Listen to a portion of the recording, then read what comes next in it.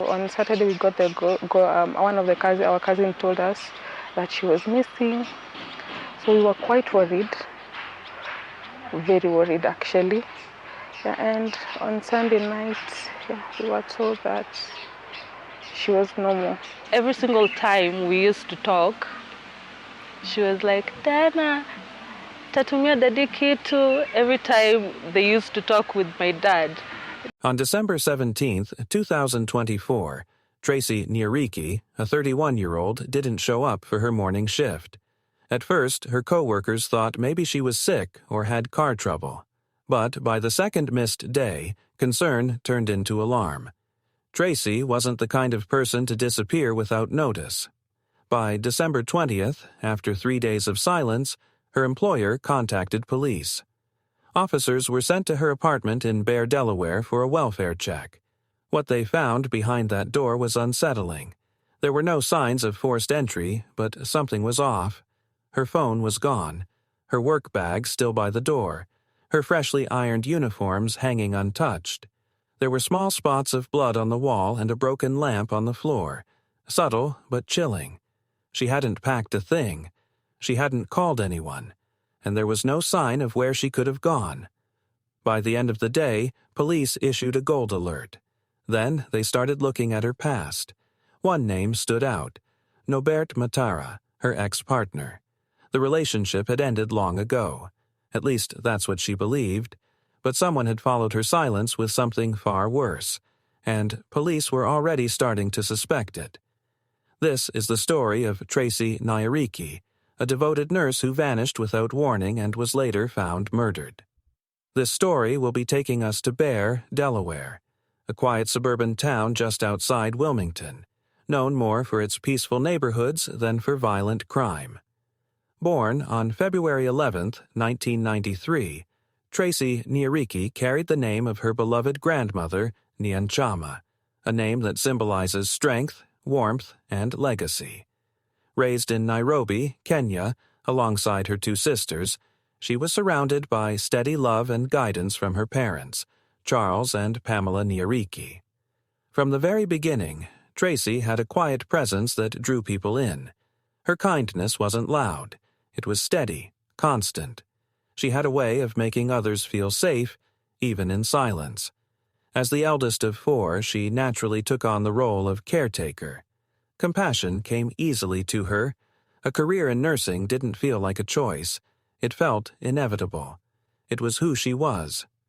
In her 20s, Tracy moved to the U.S. and settled in Newark, Delaware. There, she began building the life she had always dreamed of. She balanced long hospital shifts with late-night studying and regular calls home to Kenya. Despite the exhaustion, she never complained. She loved her work, and she loved the people she served. Her patients knew her by name. Her colleagues leaned on her. Just a few weeks ago, Tracy celebrated a traditional wedding ceremony surrounded by love, family, and the promise of a new life. She had married Cliff Nazimento Otuke, a man who believed in her, stood by her, and supported her every step of the way. Together, they were building a future rooted in love, stability, and shared dreams. It was meant to be the beginning of something beautiful. But as she looked forward to new beginnings, someone, was quietly watching from the past, unwilling to let her go. Nobert Matara, a 32-year-old old man, had once been part of her life. Years ago, they'd been close. But things ended, and Tracy moved on. She thought the past was behind her. She was wrong. Tracy Nyariki had been missing for 3 days. On December 20th, 2024, her employer, alarmed by her sudden silence, contacted police. Officers arrived at her apartment in Bear, Delaware, expecting a wellness check. Instead, they walked into a scene that quickly shifted the case from a missing person to a suspected homicide. There were no signs of forced entry. The door was locked. But inside, the atmosphere was tense, too still. Her handbag sat untouched on the kitchen counter. Her phone and keys were gone. A few drops of blood led into the hallway. Near the bedroom, a broken lamp lay shattered on the floor. A closer look revealed smears of blood on the walls, evidence of a violent encounter. Her body was not there. Detectives from Newcastle County took over immediately. A gold alert was issued within hours. They began knocking on doors, speaking to neighbors, and collecting any footage that might place someone near the apartment at the right time. Footage from nearby cameras gave them their first solid lead. A familiar vehicle, registered to Norbert Matara, had been seen parked outside Tracy's complex on December 17th, the last day she was seen alive. The same vehicle was caught on another camera later that day, heading south toward Maryland. By the way, if you enjoy true crime stories and how we tell them, please like this video and consider subscribing for more.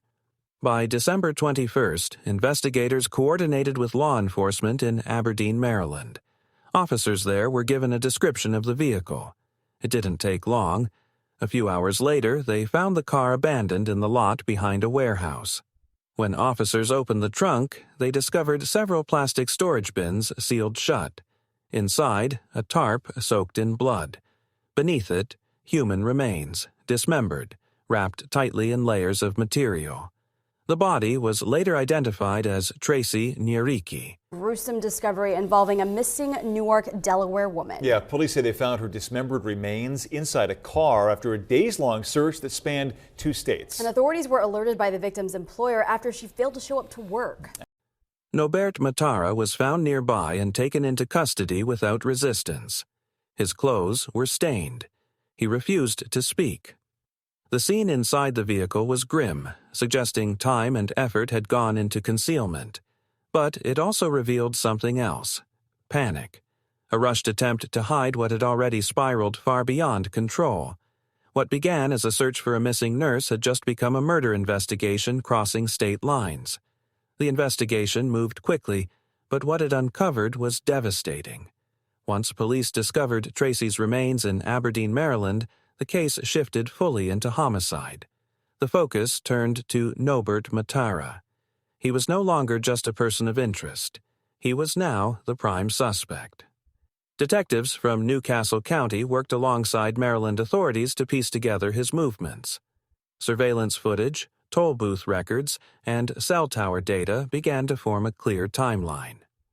Matara's car had left Delaware shortly after Tracy was last seen on December 17th. His route, tracked by GPS pings, showed he had driven from Bear to Aberdeen, where he remained for several days. He didn't notify anyone about Tracy. He didn't contact her family or friends. There was no missing persons report filed by him. No public concern. Just disappearance.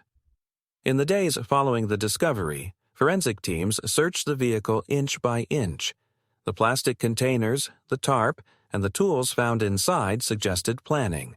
Not impulsive rage, but intent. Blood traces matched Tracy's. DNA confirmed the remains. Matara was arrested near the parking lot where the car had been found. There was no chase, no attempt to flee. He was calm, unarmed, silent. Well, this is still an active investigation for Newcastle County Police. They are looking to the public for tips, but they think they have their man, a man who is now accused of a disturbing crime. I know it's a very horrible situation. A horrific crime that residents of this quiet apartment complex can't believe. One of their neighbors murdered and dismembered. 31-year-old Tracy Nyariki's employer contacted police Friday after she hadn't shown up to work in days. They arrived at her apartment in the 2700 block of Stone Place in Newark and found suspicious circumstances that were concerning enough for Newcastle County Police to issue an alert for her disappearance. Detectives identified 32-year-old Norbert Matara as a potential person of interest and tracked him to Maryland. With help from Aberdeen police, at around 5 p.m. Saturday in Aberdeen, Maryland, authorities found Matara's vehicle with dismembered body parts of the victim inside. Matara was in the vicinity of that vehicle. He was arrested immediately. Police have not given details on the exact nature of his relationship to the victim, but they do say the two were known acquaintances. As police continue to gather evidence at the apartment, neighbors are haunted by the disturbing discovery. That's a horrific situation, and we're just going to pray for the family and our condolences. Back in Delaware, investigators revisited Tracy's apartment. With the body recovered, they began comparing the crime scene to what they found in the vehicle. The blood evidence inside her home matched the patterns on the tarp. It became clear. She had likely been killed there, dismembered, and transported across state lines. The timeline between her last appearance, the employer's missing person report, and the arrest spanned only 4 days. But in those 4 days, an entire life had been taken, erased, and hidden. Matara was charged with first-degree murder. The suspect is still at a holding facility in Maryland, but when he is extradited back here to Delaware, he will be arraigned on felony charges of first-degree murder. Police want anyone with information to give them a call. Because the crime began in Delaware and ended in Maryland, the legal process required coordination between states. He was held in Maryland while awaiting extradition back to Delaware to face trial. Despite multiple attempts by investigators, Matara refused to talk. No statement, no explanation, no remorse, just silence. But the evidence, digital, physical, and forensic, spoke for him, and everything it said pointed to guilt. The news of Tracy Nyariki's death hit like a wave across 2 continents. In Kenya, her extended family gathered in disbelief, grieving a daughter who had left to build a better life.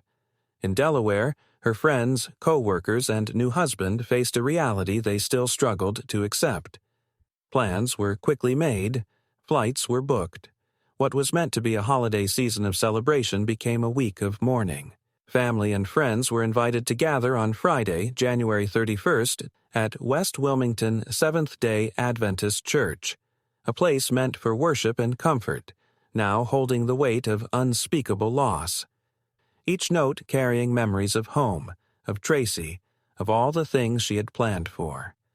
The altar was lined with candles and framed photos of Tracy, beaming in her scrubs, laughing with family, radiant in her wedding dress.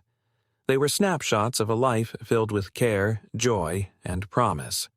A GoFundMe campaign has been launched to help cover the funeral expenses and support the grieving family of Tracy Nyariki. This campaign seeks to help give Tracy the farewell she deserves.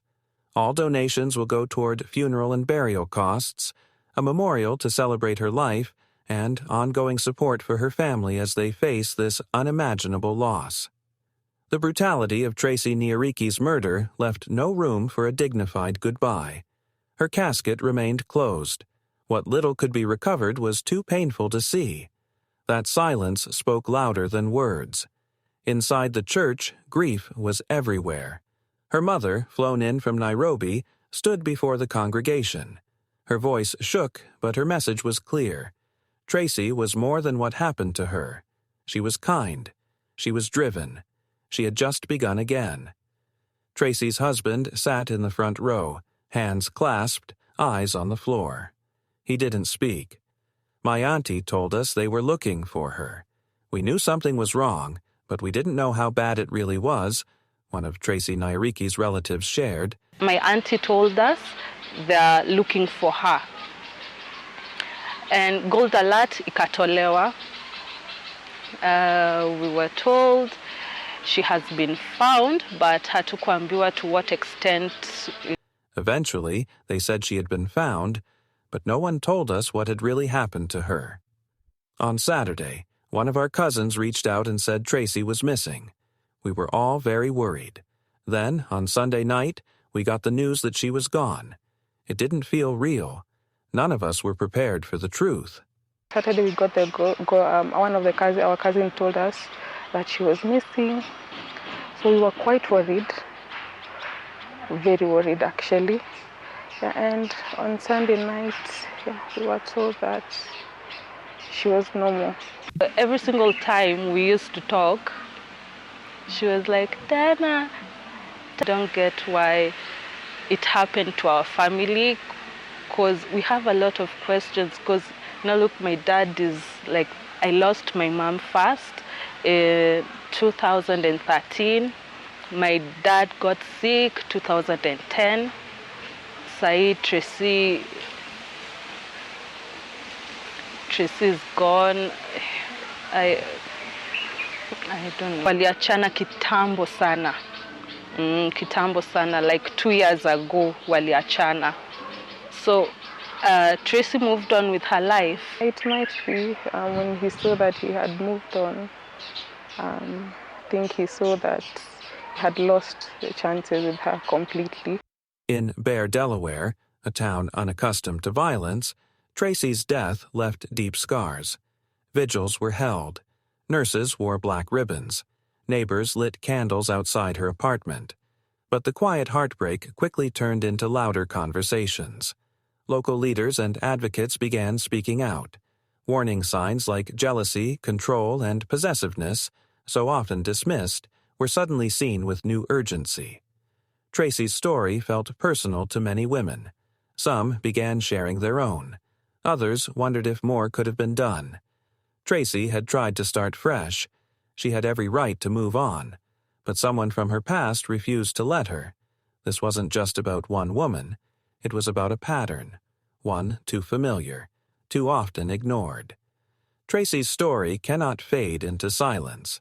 She must be remembered not just for how she died, but for how she lived. Selflessly, gently, with hope for what was ahead. Now it's on the rest of us to carry her name forward, and to make sure what happened to her doesn't happen again. Thanks for watching this episode of Truth in Crimes. We appreciate you taking the time to reflect on such a difficult case. Feel free to share your thoughts in the comments. Your voice matters. Stay safe, take care of each other, and we'll be back soon with another powerful story. A family in Nairobi's Embakasi area is pleading for justice following the horrific murder of their daughter in Delaware in the United States. Tracy Nyariki, a 31-year-old nurse, was found brutally killed with her dismembered body discovered in a car. The prime suspect, her ex-boyfriend, Norbert Matara. He's been arrested and is expected to face first-degree murder charges. The tragedy, which struck just 4 days before Christmas, has left the family devastated. Ben Kirui with that tragic story.